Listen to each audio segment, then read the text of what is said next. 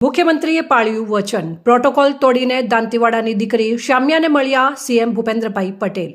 ગુજરાતના મુખ્યમંત્રી ભૂપેન્દ્રભાઈ પટેલે આજે ફરી એકવાર પોતાની મૃદુ અને મક્કમ છબીની સાથે સંવેદનશીલ શાસક તરીકેનો પરિચય આપ્યો છે.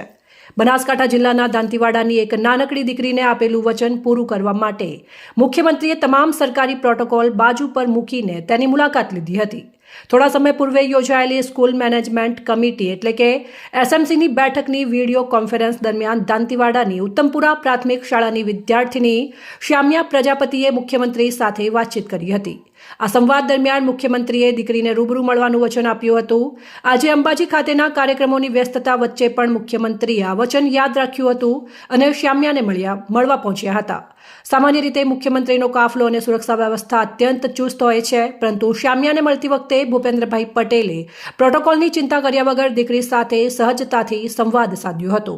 મુખ્યમંત્રીને પોતાની સામે જોઈ દીકરી શામ્યા અને તેના પરિવારના ચહેરા પર અનેરો આનંદ જોવા મળ્યો હતો. માત્ર પ્રાથમિક શાળાની દીકરી જ નહીં, પરંતુ ગામના શિક્ષણ પ્રત્યે પણ મુખ્યમંત્રીએ વિશેષ રુચિ દાખવી હતી. મુલાકાત દરમિયાન તેમણે ગામના ધોરણ 10 અને 12ના વિદ્યાર્થીઓ સાથે મુલાકાત કરી હતી. દરેક વિદ્યાર્થીને વ્યક્તિગત રીતે ગુલાબનું ફૂલ આપી પ્રોત્સાહિત કર્યા હતા.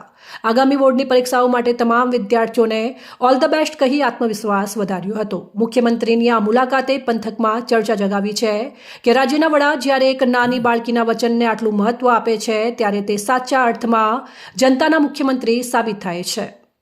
અહેવાલ કમલેશ સિંહ વાઘેલા, અજોડ આવાજ, દાંતીવાડા.